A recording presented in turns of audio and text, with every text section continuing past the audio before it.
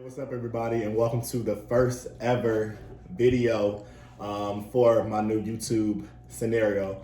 Don't really have everything completed yet or what I want to kind of do with this, but this is the goal, to do some mukbangs and to introduce you guys to some of my friends and the great things that they're doing. So without further ado, I want to introduce you to my first guest on the series that I'm going to start. Don't know the name yet, like I said, but it's coming. As the videos keep progressing, you'll notice because I'm pre-recording this and then gonna release it. It's gonna be a whole little shebang. First guest is my friend Naya. Welcome, Naya. So glad to have you here. So last week I had ate some tacos on Instagram, just being funny. I personally enjoy mukbangs, and literally like 50 people DM me. Everybody was like, giving me compliments, saying I sounded like I was on a mukbang. People was asking me where I got the tacos from. So we are back with Chicago Dippin' Tacos. Yes. So these tacos look great. They look amazing. We're excited to try them. And actually, Naya was one of the first people who DM'd me, asking me where they was from. So I said once I started doing the mukbangs, I was gonna bring her on the show. She's here. Thirsty. Thirst. Okay. It was real. It was real. So first, what we're gonna do is do a thumbnail. Oh. One more time. Okay, we got it. So remember 125 for the thumbnail, and then we're gonna say grace. Father God, thank you for blessing us with this food that is nourishes our bodies. Thank you for keeping us alive through 2020 and just showing us the way and leading us through this tumultuous, I didn't say that right, year. But we're here, we better, we back, and we got our health and our family, so that's all that matters. Amen. Amen. So let's take the first bite. So the goal is to dip the taco in the barrera. I think that's how you say it. Yeah, that's how I and say then it. eat. So let's see. Okay. So I think it's good. I just honestly don't think it really has a lot of taste. Like I feel like you need Seasoning. You seasoning need on it. extra. You need seasoning on it, but it's good though. It's good. Like no doubt. It's not spicy. No. But now it's about time to decorate it on up. We got that first bite out the way for y'all. So And what kind of meat is it? It's beef, right? yeah, I think it's beef. It's beef, so don't expect like steak or chicken. I think these tacos only come in beef though. It's your only Unless option. you sub it. The only option. Unless you make it yourself. Yeah, at home and sub it. I think I saw somebody do chicken. No, I want to try it with chicken, but they didn't do it though. But wanted to get into some conversations with, if I say Nissy, that's what I call her for her nickname. That's her Instagram name, Nissy Nee. But Naya. So kind of just want to start off. I've been knowing Naya since I was in high school, freshman year? Yeah. So 2011. Yeah, I think the Maya. No, 2009. 2009. Yeah, 09, 10. 09, 10. So I've been knowing Naya for a while. So that's 10 years almost, pretty much. So we watched each other grow. I've watched her grow into the woman that she is and different things of that nature. So we'll start off with like a little fun fact or something like that. What's have been your favorite memory with me that you could think of? I think YouTube appropriate. the one that comes to memory is we were all out. I think we was in high school.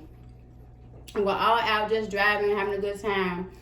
And Malik had a car named Mabel. And he let me get behind the wheel of Mabel. And I was pushing Mabel all through Madison.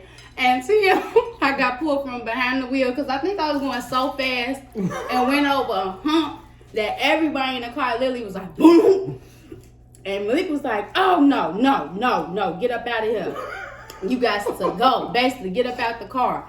And I had to backseat it from then on out. And that's probably the funniest thing because I drive crazy in general, but I guess he didn't know. She drives crazy to this day. He let me get behind Mabel. I took off. I was excited.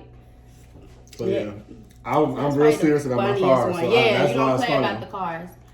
I don't play about the whips. But I brought Naya on here because I know she has a great story to tell in regards to things regarding mental health and just keeping that strong. And I know she works in an environment where she can honestly take over the stress of others because she's dealing with people with who's dealing with mental health and different things like that. So kind of walk me through your journey. What made you get into that or major in that in college, and then how did you get into where you're at now? So walk me through that little journey real quick. So going to college, I wanted to do nursing. I never really was into mental health. And then it switched to when I started to deal with my own mental health issues stemming from going through deaths in my family and me being away at school and just going through a lot of life changes, and at that time not knowing the effect it was having on my behaviors, how I was feeling. I was having like really negative thoughts. So one of my professors kind of taught me and told me about mental health, encouraged me to go to counseling. And then from there, I was able to like process through and kind of work through my own issues that I was dealing with. And it kind of just put a light bulb that I know like in a lot of minority populations and communities, there's like really heavy stigmas about therapy and counseling and going to talk to someone. But it's not like, you know, it's anything wrong with you. Everyone literally deals with mental health, and it's so great now. Like, as we get, you know, I would say the world progresses, that's being more highlighted. People are learning about it. So that's kind of how I got into it. And then me just wanting to just educate and kind of break those barriers and stigmas in the Black communities, minority communities in general, because when you do kind of have that support and kind of figure out how those things affect you and kind of tap into other things, it really does kind of make life more pleasurable and happy and kind of, but you do have to work for it and kind of learn with dealing with stress if you never dealt with it before. So that's kind of what made me want to get into it, and I really found like enjoyment out of my job. I work for a company. We provide 24/7 emotional support, as well as connect clients with therapists and free counseling services. So being able to provide that support and be that open ear for people going through different things, you know, also kind of makes me feel better about myself and kind of helping others and letting them know like, hey, it's not that you're going crazy. You're dealing with this on top of this on top of this, and that has an effect on your mental state, how you handle things like that, and kind of just helping them with how to communicate that to jobs or to family members or to social circles, things like that. So I like learning. I learned the tools, so now I can kind of pass them along, and I'm still learning every day kind of from different stuff. So I like that you touched on mental health not being something that's heavily talked about in the Black community and also just in minorities in general.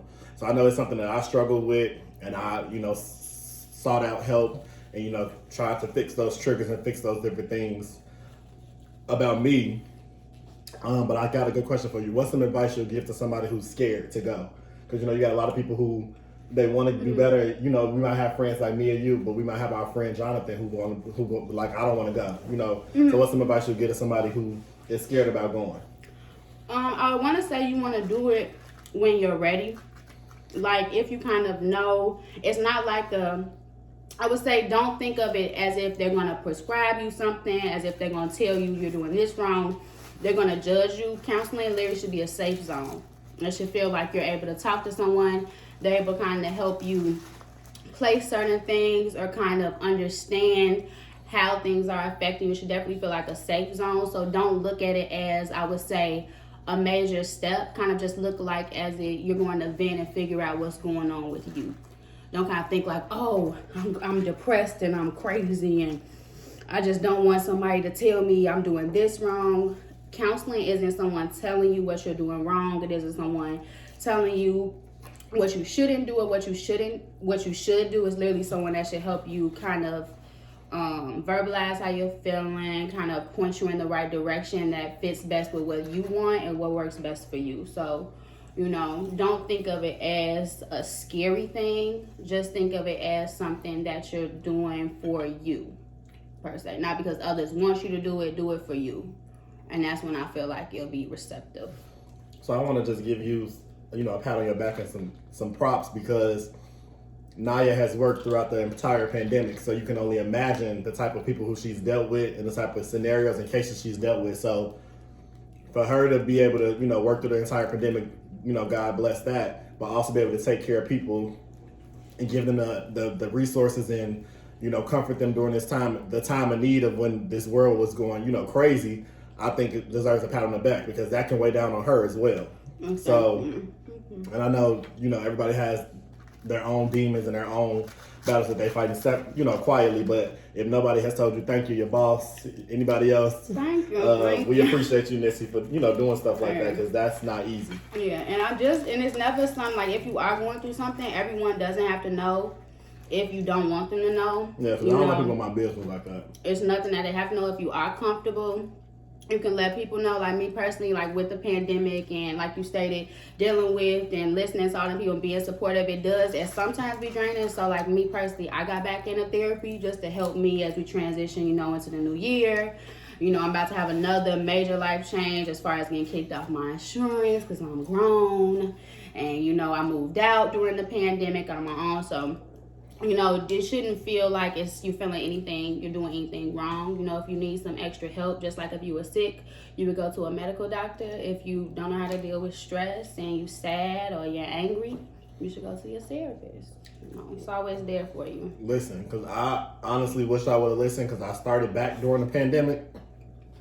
And then something happened with my insurance, like she said, where I think I had to spend a certain amount for my deductible for it to, count against, I don't know, something.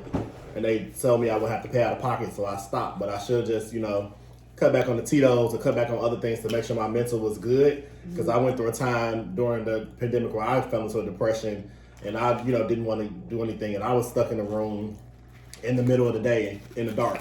And friends and family was, what's wrong with you, Malik? You know me, bubbly and happy and, want to do things that are, fun and stuff like that. And I think I was just not happy with the way my life was going at the moment. But thank God I made it out with the support of my friends and my family because I take my friendship seriously. People don't understand I don't have close relationships with people who are blood related with me. So when I find a friend, I clinch.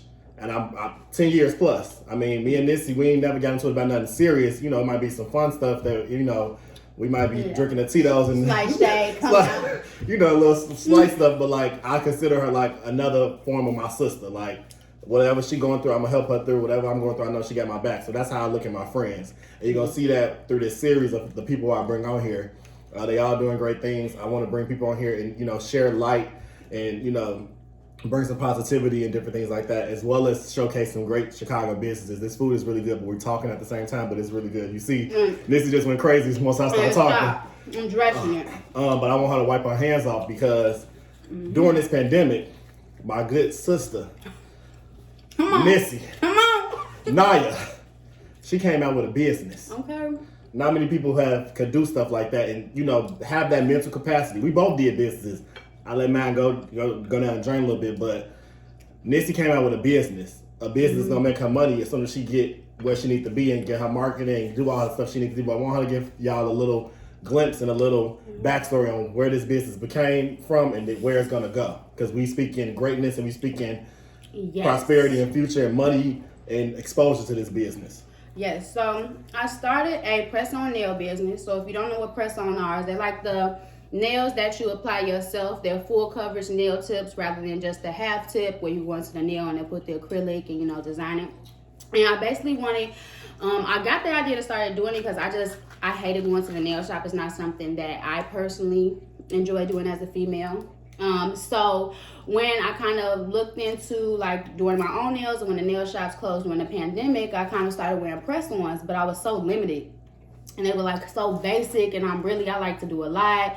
So that's when I was like, I can, make my own for women on the go and, just be able to sell them at an affordable price, rather than, having to go in and book appointments and things like that. So it's really for women on the go. So I have the nail set on now. They're really undetectable. You can't even tell they're ever going to be press-ons. You just apply them. It takes maybe 5 to 15 minutes to apply based on how I would say used you are to applying them. And I have all different kinds. So I have designer inspired sets. I have nude sets. These are the stiletto ones. I only brought stilettos today just because those are my personal favorites. But we also have coffin and square shapes. I also have coffin and square shapes. This is her business. This is a marble set, and then this is another like glittery cheetah set. I do have a website. It's www.pressbyrachi.com, as well as an Instagram, Press by Rachi, and a Facebook page that is attached to my personal Facebook page, Naya Sutherland. And you can order online, as well as if you DM me if you want custom orders, things like that. It's pretty self-explanatory on my website. I am working on adding more things just so it can be much easier accessible and you guys can know how to measure your nails, different options if you don't want to measure them, just buy a set with all the sizes, things like that. So I'm just working to have it a very easy process, so that like if it is late at night and you just got invited out and you need a nail set, you're like, oh, I have my PBR nail set right here. Let me just pop that on and go. Perfect for travel, great for nurses that have those shifts. You work in 3 days, then you off for 3 and you want to go out. These are simply, you just can soak them off in water, or if you go get remover from a local department store or something like that, it's like $5 and they come off instantly. Nails are clean, safe, and you can just be pressed, That's how she just plugged her business. Plugged it. That's what I'm talking about. I want to be surrounded by energy like that. That's what I want to be surrounded by in 2021. I know I'm over the time a little bit, but it's cool because we're having a great conversation. So I want to we just closed out with your business.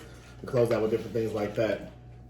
Give me some things or a couple goals that you're focused on in 2021 that you don't mind sharing with your peers.